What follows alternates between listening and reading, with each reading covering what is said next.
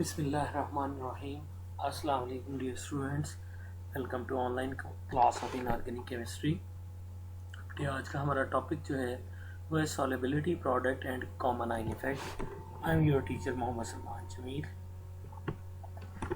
बेटे सॉलिबिलिटी को हम फर्स्ट ऑफ ऑल डिस्कस करेंगे कि सॉलिबिलिटी क्या होती है। बेटे जब भी हम किसी सल्यूट को किसी सॉल्वेंट में ऐड करते हैं, किसी लिक्विड सॉल्वेंट में ऐड करते हैं, तो होता ये है कि सल्यूट जो है वो सॉल्वेंट के अंदर डिसॉल्व होना शुरू हो जाता है। मतलब ये कि सल्यूट जो है वो अपनी सॉलिड स्टेट को लीव करके सॉल्यूशन फेज में या लिक्विड फेज में डिसॉल्व होना शुरू हो जाता है। ये प्रोसेस तब तक चलता रहेगा जब तक कि सल्यूट सेटल डाउन नहीं होना शुरू हो जाता। यानी आपने कोई कंपाउंड डाला, फॉर एग्जांपल आयनिक कंपाउंड, वो आयोनाइज होना शुरू हो गया। इट मीन्स पहला प्रोसेस हुआ डाइसोल्यूशन का, कि जो सॉलिड है आपका कंपाउंड उसमें से आइंस ने उस सॉलिड को लीव किया, उसकी लेटस को लीव किया और सॉल्यूशन में जाके क्या हो गया, डिसॉल्व हो गया। और ये तब तक चलता रहा जब क्या हुआ कि वही आइंस जो डिसॉल्व हुए हैं दोबारा मिलके सॉलिड बनाना ना शुरू हो जाएं, जिसको हम कह देते हैं रिक्रिस्टलाइज हो गया। यानी जब सॉलिड जो आयोनाइज हो रहा है और उसी के आइंस मिलके दोबारा सॉलिड बना रहे हैं, दोनों इक्विलिब्रियम में आ जाए, या हम कह रहे हैं जब सैचुरेटेड सॉल्यूशन बन जाए। सैचुरेटेड सॉल्यूशन का आपको बेटे कैसे पता चलता है कि जब सल्यूट सेटल डाउन होना शुरू हो जाता है। तो एट दिस स्टेज जितने मोल्स डिसॉल्व हुए होंगे उस सल्यूट के उस पर्टिकुलर सॉल्वेंट में एट अ पर्टिकुलर टेम्परेचर, वो उसकी सॉलिबिलिटी कहलाती है। दो चीज़ें मैंने कही हैं, particular solvent, particular temperature. Solubility temperature dependent quantity है। टेम्परेचर के साथ सॉलिबिलिटी बढ़ भी सकती है, कम भी हो सकती है, और इसी तरह ये नेचर ऑफ सॉल्वेंट भी डिपेंड करती है, उस पर भी डिपेंड करती है। मीन्स सॉलिबिलिटी क्या हुई, number of moles of substance dissolved in 1 dm cube of a particular solvent at a specific temperature। Temperature बड़ा इंपॉर्टेंट पैरामीटर है, क्योंकि कुछ सोल्यूशन की हीट ऑफ कुछ जो सोल्यूट्स हैं उनकी हीट ऑफ सोल्यूशन एंडोथर्मिक होती है। इट मीन जब आप हीट देंगे उनकी सॉलिबिलिटी बढ़ेगी, और कुछ की हीट ऑफ सोल्यूशन एक्सोथर्मिक होती है, यानी टेम्परेचर देने से सॉलिबिलिटी कम हो जाएगी। इसका मतलब ये हुआ बेटे कि जब आप सॉलिड डालते हैं तो एक जब वो सैचुरेटेड सॉल्यूशन बनता है तो वहाँ पे एक इक्विलिब्रियम स्टैब्लिश होता है, किसमें, डिसॉल्व्ड और अनडिसॉल्व्ड जो एक्सेस सॉलिड था उनमें। Solubility equilibrium refers to the state of equilibrium between a substance in solid state and solution. इसका मतलब सॉलिबिलिटी इक्विलिब्रियम वो इक्विलिब्रियम है जब सब्सटेंस सॉलिड स्टेट वाला और सॉल्यूशन वाला का किस में आ गए, इक्विलिब्रियम में आ गए। यानी कुछ डिसॉल्व्ड हो गया, कुछ अनडिसॉल्व्ड हो गया। यानी रेट ऑफ माइग्रेशन, जिसे डाइसोल्यूशन बोल रहे हैं, कि सल्यूट अपनी लेटेस को छोड़ के सॉल्यूशन में जा रहा है। Particles between solid and aqueous phase are equal. यानी जितने पार्टिकल्स सॉलिड को छोड़ के सॉल्यूशन में जा रहे हैं उतने ही सॉल्यूशन में से मिलके दोबारा क्या कर रहे हैं, सॉलिड बना रहे हैं, विच इज कॉल्ड रिक्रिस्टलाइजेशन। जब डाइसोल्यूशन और रिक्रिस्टलाइजेशन इक्विलिब्रियम में आ जाएंगे तो हम कहते हैं कि यहाँ पे क्या आ गया, इक्विलिब्रियम आ गया, और ये सॉलिबिलिटी इक्विलिब्रियम कहलाता है। Solubility, we can categorize different solutes as soluble, freely soluble, insoluble depending upon their solubility। solubility की बेसिस पे उनको कैटेगराइज करते हैं कि जी ये ज़्यादा soluble है, ये कम soluble है, ये insoluble है। which solute substance take how much solvent to dissolve, यानी कितना solute कितने solvent में dissolve होगा, या कितनी अमाउंट सल्यूट को डिसॉल्व करने के लिए सॉल्वेंट की कितनी अमाउंट आपको रिक्वायर्ड है। This is US pro forma copied बेटे जो हमने किया हुआ है, जो हमें क्लासिफाई करवा रहा है। डिस्क्रिप्शन देखें कि 1 ग्राम ऑफ सल्यूट के लिए आपको सॉल्वेंट का कितना वॉल्यूम चाहिए। वेरी सॉलेबल वो हैं जिनके लिए आपको 1 ml से भी लेस वॉल्यूम रिक्वायर्ड है। मतलब 1 ग्राम सल्यूट 1 ml सॉल्वेंट से भी 1 ml से भी कम सॉल्वेंट में डिजॉल्व हो जाता है। फ्रीली सॉलेबल हैं जो 1 से 10 ml, 1 ग्राम डिजॉल्व होगा कितने में, 1 से 10 ml की रेंज में डिजॉल्व हो जाए, उनको फ्रीली सॉलेबल कहते हैं। सॉलेबल जो 10 से 30 ml में 1 ग्राम डिजॉल्व करें वो भी सॉलेबल है। स्पेरिंगली सॉलेबल जो 30 से 100 ml में 1 ग्राम को डिजॉल्व कर रहे हैं। स्लाइटली सॉलेबल जो 100 से 1000 ml में 1 ग्राम को कर रहे हैं। वेरी स्लाइटली बिल्कुल ही थोड़ा 1000 से 10,000। और प्रैक्टिकली इनसॉलेबल उनको हम कहते हैं कि जो ग्रेटर देन 10,000 ml यानी 1 लीटर में भी 1 ग्राम को हल नहीं कर रहे, उससे भी ज़्यादा में कर रहे हैं, तो वो प्रैक्टिकली इनसॉलेबल हम कहते हैं कि ये सोल्यूशन नहीं बना तकरीबन। सॉलिबिलिटी प्रोडक्ट या equilibrium of sparingly soluble salts जो है वो किस तरह आता है, कहते हैं कोई भी चीज़ कंप्लीटली इनसॉलेबल नहीं होती। मतलब हम जिसको प्रैक्टिकली इनसॉलेबल कह रहे हैं उसमें भी कुछ ना कुछ सोल्यूट क्या हुआ होता है, डिसॉल्व हुआ होता है। Compounds that are insoluble are actually very slightly soluble, मतलब थोड़ी सी सॉलेबिलिटी है उनकी। These solids are little bit dissolved and majority of the solute remains in unionized form। क्योंकि आयनिक कंपाउंड्स होते हैं तो थोड़ा सा आयोनाइज होता है, मेजॉरिटी क्या रहता है, अनआयोनाइज्ड फॉर्म में रहता है। So an equilibrium establishes between dissolved and undissolved solid ionic compound। Dissolve और अनडिजॉल्व क्या आ जाएंगे इक्विलिब्रियम में। इस एग्जांपल को लेते हैं, देखिए ये जो है वो लेड हाइड्रोक्साइड का है सोल्यूशन, आपने पानी में डाला, लेड और हाइड्रोक्साइड आयंस बने। ये जो है वो वीक इलेक्ट्रोलाइट है, बहुत थोड़ा आयोनाइज हुआ, ठीक है, यानी आयंस बहुत थोड़े बने, यानी majority of solute settle down हो गया। इसका मतलब सॉलिड सोल्यूट और आयोनाइज्ड सोल्यूट पार्टिकल्स में क्या आ जाएगा, इक्विलिब्रियम आ जाएगा। जितने रेट ऑफ माइग्रेशन इधर से इधर होगा अनडिजॉल्व से डिजॉल्व में, उतना ही डिजॉल्व से अनडिजॉल्व। फर्ज करें 10 इसके जो है वो फॉर्मूला यूनिट्स आयोनाइज हो रहे हैं, तो 10 ये दोबारा वापस भी जा रहे होंगे। Rate of forward is equal to rate of reverse. जब हम KC लिखते हैं बेटे, वो होता है प्रोडक्ट की कंसंट्रेशन ओवर रिएक्टेंट्स की कंसंट्रेशन, जो आइंस जो कॉफिशिएंट होता है वो पार में लिख देते हैं। क्योंकि सॉलिबिलिटी बहुत थोड़ी है तो लेड हाइड्रोक्साइड की कंसंट्रेशन में कोई चेंज नहीं आया, ऑलमोस्ट कांस्टेंट है। तो कांस्टेंट हमने एक साइड पे इकट्ठे कर लिए। दो कांस्टेंट्स के मिलने से एक नया कांस्टेंट बना which is called solubility product constant. और ये कांस्टेंट याद रखें टेम्परेचर डिपेंडेंट है। टेम्परेचर के साथ सॉलिबिलिटी में चेंज आएगा depending upon nature of solute. अगर सोल्यूट की हीट ऑफ सोल्यूशन एंडोथर्मिक है तो KSP की वैल्यू टेम्परेचर बढ़ाने से बढ़ जाएगी, और अगर इसकी हीट ऑफ सोल्यूशन एक्सोथर्मिक है तो टेम्परेचर बढ़ाने से KSP की वैल्यू कम हो जाएगी। कहाँ अप्लाई करता है, हम कहते हैं कि ये स्पेरिंगली सॉलेबल आयनिक कंपाउंड्स पे अप्लाई करता है जिनकी सॉलिबिलिटी 0.01 मोलर या लेस हो, उन पे ये अप्लाई करता है। एग्जांपल ऐसे सॉलिड्स की दी हुई हैं जैसे लेड सल्फेट है, लेड फ्लोराइड है, लेड क्रोमेट है, सिल्वर क्लोराइड है, सिल्वर क्रोमेट है, सिल्वर कार्बोनेट है, कैल्शियम हाइड्रोक्साइड, कैल्शियम फ्लोराइड है। जब इनमें से किसी आयनिक कंपाउंड को आप वाटर में डालते हैं तो ये बहुत थोड़ा स्लाइटली आयोनाइज होता है और जो है वो आपको एक सेचुरेटेड सोल्यूशन बन जाता है। सेचुरेटेड वो होता है जिसमें सोल्यूट सेटल डाउन हुआ होता है। मीन्स हम कहते हैं कि आपने सोल्यूट ऐड किया, जब तक ऐड हो रहा है अनसेचुरेटेड, जब सेटल डाउन हो गया तो क्या होता है, सेचुरेटेड। कहता है कि सेचुरेटेड सोल्यूशन बन जाता है क्योंकि आपने जो सॉल्ट डाला है वो थोड़ा सा डिजॉल्व हुआ, बाकी सारा क्या हो गया, सेटल डाउन। कॉन्सिक्वेंटली क्या होगा, इक्विलिब्रियम आ जाएगा। किस में, आयोनाइज्ड और अनआयोनाइज्ड सॉल्ट। ये KSP मैंने लास्ट वाली इक्वेशन कहीं दोबारा लिखा हुआ है। In this expression KSP is called solubility product and these are known as ionic product, कि ये इनका आयनिक प्रोडक्ट है, दोनों आयंस की कंसंट्रेशन का प्रोडक्ट है। इसका मतलब है सॉलिबिलिटी प्रोडक्ट एक्चुअली क्या है, solubility product of ions is equal to the product of concentration of its ions. इन आयंस की कंसंट्रेशन है each raise to exponent equal to coefficient of equation. जो इक्वेशन में इनका कोएफिशिएंट था, देखें लेड का कोएफिशिएंट 1 था, हाइड्रोक्सिल का 2 था, तो वही कोएफिशिएंट्स आपने लिख दिए।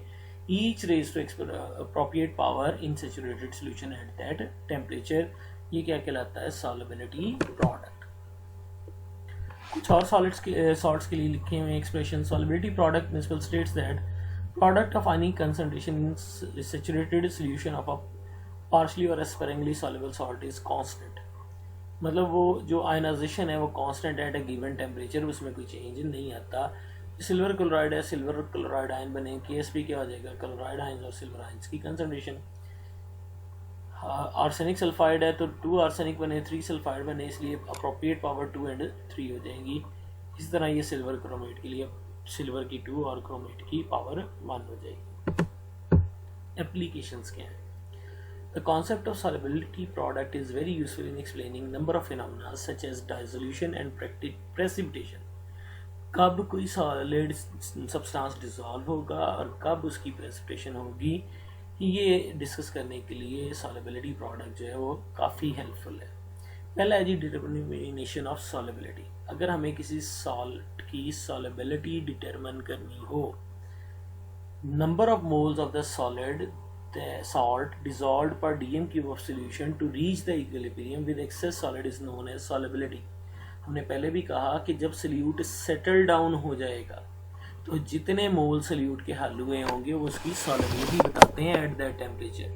तो यही मैंने डेफिनेशन लिखी है कि कितने मोल सॉलिड सॉल्ट जो है वो डिसॉल्व हुआ 1 लीटर सोल्यूशन में. जब उनमें इक्विलिब्रियम आ गया, जब एक्सेस सॉलिड जो है वो सेटल डाउन हो गया, तो डिजॉल्व और अनडिजॉल्व में जब इक्विलिब्रियम आ गया. AgCl के लिए ये एक्सप्रेशन लिखा हुआ है बेटे, सिल्वर क्लोराइड आयन बने, KSP एक्सप्रेशन ये बना. फर्ज करें कि S इसकी सॉलिबिलिटी है, आपने जितना भी डाला था उसमें से S सॉलेबल है. तो सॉलेबल का मतलब है, फर्ज करें S सॉलिबिलिटी, ये S होगा, ये 0 0 होंगे इनिशियली. सॉलिबिलिटी का मतलब ये हल हो गया यानी आयनाइज हो गया, तो ये 0 हो गया. क्यों? क्योंकि ये तो सारा किस में चला गया, इसमें. तो इनकी भी कंसंट्रेशन ऐसे होगी बेटे और इसकी भी कंसंट्रेशन ऐसी है, ऐसी में आपने किया हुआ है. तो ये उसने यहाँ पे प्लेस कर दी KSP is equal to S into S यानी S स्क्वेयर, या S की वैल्यू अगर आपको सॉलिबिलिटी चाहिए तो वो KSP का स्क्वेयर रूट आ जाएगी. इट मीन्स जितने भी ऐसे सॉल्ट्स हैं जिनकी में 2 आयंस बनेंगे, एक केटाइन एक एनाइन, ये एग्जाम्पल दी हुई है, उन सब के लिए एक्सप्रेशन यही होगा KSP का. यूनिट देखें तो क्योंकि S है, सॉलिबिलिटी की यूनिट क्या होती है, मोल पर dm³. इलेक्ट्रोलाइट अगर ऐसा है यानी जिसमें आइंस 2 नहीं बन रहे, टोटल 3 बन रहे, calcium fluoride, magnesium hydroxide etcetera, फिर क्या होगा बेटे, फिर KSP एक्सप्रेशन में आपके पास पावर आ जाएगी. उसमें ये 2 फ्लोराइड है तो calcium ions into fluoride ions की पावर क्या हो जाएगी बेटे, 2. तो एक S और एक 2S स्क्वायर, तो ओवरऑल ये हो जाएगा 4S cube is equal to solubility. और यहाँ से S की वैल्यू क्या आ जाएगी, KSP का cube root divided by 4. Yes. Application of solubility product in prediction the formation of precipitates के प्रेसिपिटेट कब बनेंगे. The product of ionic concentration reaction quotient, इसे भी कह देते हैं बेटे कि आयंस की कंसंट्रेशन या reaction quotient is denoted by Q. कितने आयंस है, आयनिक कंसंट्रेशन, ठीक है. अगर आयनिक कंसंट्रेशन और KSP बराबर हो, यानी KSP की वैल्यू और आयंस की कंसंट्रेशन बराबर हो, it means reaction at equilibrium है एंड सॉल्यूशन इज सैचुरेटेड और कोई प्रेसिपिटेशन नहीं होगी. लेकिन अगर Q बड़ा है यानी आयंस ज़्यादा हैं, KSP की वैल्यू थोड़ी है, इसका मतलब क्या होगा, सॉल्ट प्रेसिपिटेट हो जाएगा. कब तक होता रहेगा, जब तक दोनों बराबर नहीं हो जाते. और अगर आयंस थोड़े हैं, KSP ज़्यादा है, इट मीन्स KSP तक पहुंचने के लिए फर्दर आयनाइजेशन होगी.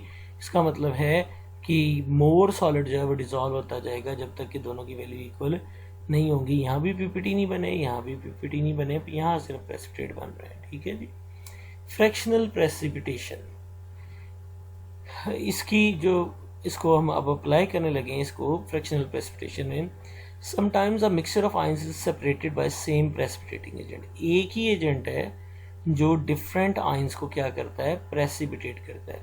देखें बेटे, आपके पास क्लोराइड, ब्रोमाइड, आयोडाइड है, डिफरेंट आयन है, इनको एक ही precipitating agent silver nitrate precipitate करवा सकता है.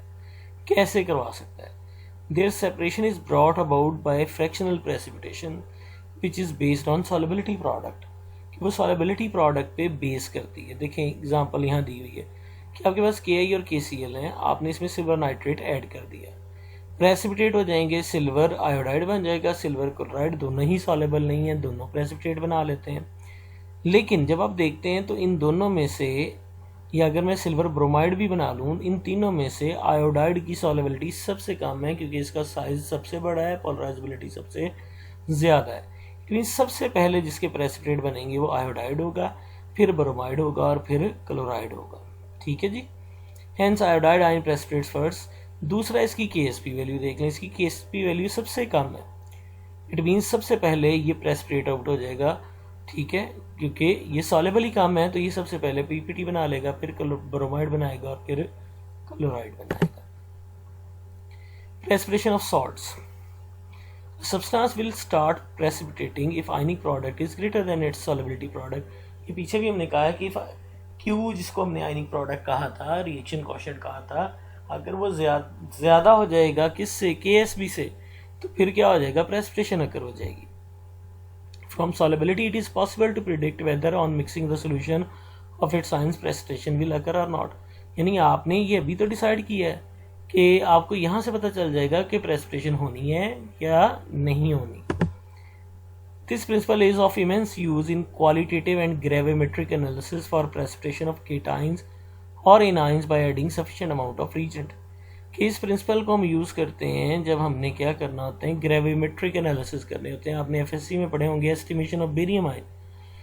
ग्रेविमेट्रिक एनालिसिस होते हैं जिसमें आप किसी आयन को प्रेसिपिटेट करके उसकी अमाउंट डिटरमिन करते हैं, तो उनमें ये हेल्प आउट करता है। कैसे, देखें जी, quantitative estimation of various ions by gravimetric method. For example silver ion आपने एस्टिमेट करने हैं, तो सिल्वर आयन हमें पता है सिल्वर क्लोराइड की फॉर्म में क्या हो जाएंगे, प्रेसिपिटेट हो जाएंगे। So we add excess of precipitating agent, क्योंकि हमने सिल्वर डिटरमिन करना है, तो प्रेसिपिटेटिंग एजेंट का रोल ये है कि वो सारे सिल्वर को क्या करा दे, प्रेसिपिटेट आउट कर दे। हमने KCl डाला, KCl ने सिल्वर से रिएक्ट करके सिल्वर क्लोराइड बनाया जो इनसॉलेबल है, एंड सिल्वर आयंस क्या हो गया, प्रेसिपिटेट आउट हो गया है silver chloride due to backward reaction. क्यों बैकवर्ड हुआ, क्योंकि एक आयन की कंसंट्रेशन एक्सेस में हो गई, तो उसने रिएक्शन को backward, and excess of KCl is added and all silver ions will precipitate out. Excess आपने बेटे डाल दिया है तो वो क्या करेगा, इसको क्लोराइड दे देगा, और क्लोराइड देने से ये जो आयोनाइज हुआ था क्लोराइड से मिलके ये क्या हो जाएगा, AgCl की फॉर्म में प्रेसिपिटेट हो जाएगा। It is recommended that ionic product of a salt greater than it's solubility. इस मेथड के लिए हम कहते हैं कि आयनिक प्रोडक्ट सॉलिबिलिटी से क्या होना चाहिए, ज़्यादा होना चाहिए। Application of solubility product in qualitative analysis, ये बेटे सॉल्ट एनालिसिस आप FSC में भी करते हैं, यहाँ पे भी हम करेंगे। इन salt analysis division of cation, यानी जो बेसिक रेडिकल हैं उनके 6 ग्रुप सॉलिबिलिटी प्रोडक्ट पे ही बने हुए हैं। Group 1, solubility of chloride is sufficiently low, कि इनके जो क्लोराइड्स हैं उनका सॉलिबिलिटी प्रोडक्ट लो होता है, यानी ये प्रेसिपिटेट आउट हो जाते हैं। On adding HCl the ionic product increases, इनके आयन्स जो है आयनिक प्रोडक्ट इंक्रीज कर जाता है सॉलिबिलिटी से, और ये एज दीज आयन्स क्या हो जाते हैं, प्रेसिपिटेट।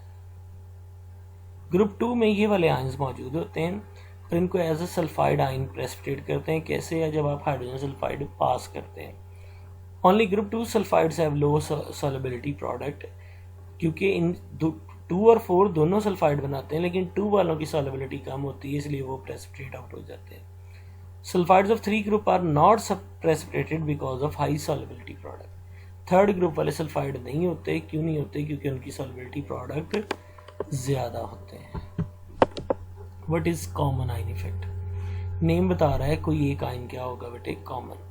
कहते जब वीक इलेक्ट्रोलाइट या वीक एसिड है, जैसे एसिटिक एसिड है, या वीक बेस है अमोनियम हाइड्रोक्साइड, जब आप इनको वाटर में डिसॉल्व करते हैं तो क्योंकि ये फुली आयोनाइज नहीं होते, कुछ आयोनाइज हो जाता है, कुछ अनआयोनाइज्ड हो जाता है, यानी कुछ डिसॉल्व हो जाता है, कुछ डिसॉल्व नहीं होता, तो आयोनाइज्ड और अनआयोनाइज्ड फॉर्म में क्या आ जाता है, इक्विलिब्रियम आ जाता है।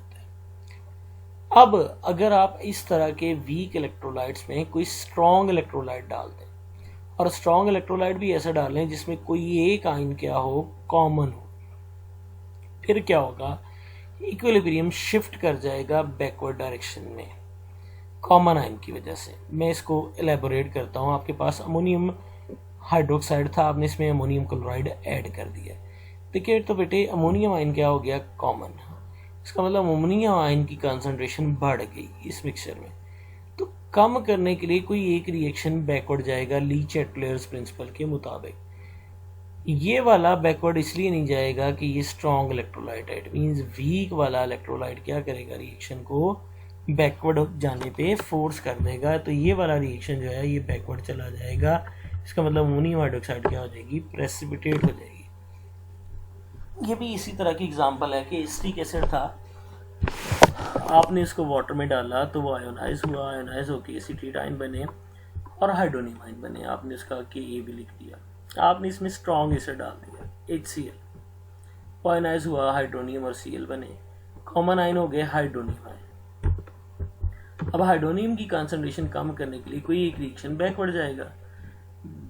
ये वाला तो जा नहीं सकता क्योंकि स्ट्रॉन्ग इलेक्ट्रोलाइट है, इट मींस ये वाला बैकवर्ड चला जाएगा। तो नेट रिजल्ट ये हो जाएगा कि एसिटिक एसिड की सॉल्युबिलिटी डिक्रीज कर जाएगी।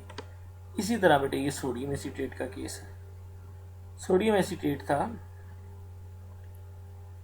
When we add strong electrolyte like sodium acetate, तो अगेन यही हुआ बेटे कि एसीटेट आयन जो है ज्यादा होने से रिएक्शन क्या होगा, ये वाला बैकवर्ड चला जाएगा। जब ये बैकवर्ड चला जाएगा तो एसिटिक एसिड जो है वो क्या होगा, उसकी आयनाइजेशन डिक्रीज कर जाएगी।